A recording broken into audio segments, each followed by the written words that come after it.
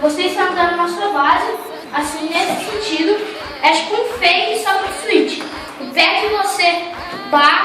que você chuta, você coloca ele para bater, e o pé que você bate, você coloca ele para chutar. Posicionamento dos pés: coloque o seu pé na frente, bem aqui na ponta, que pode facilitar um pouco. Esse pé aqui, você coloca uns 5 dedos de parafuso.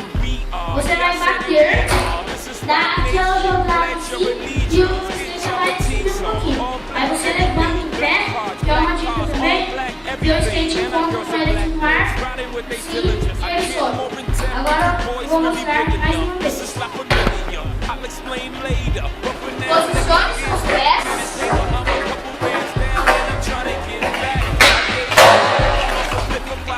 Valeu, e se inscreva no canal.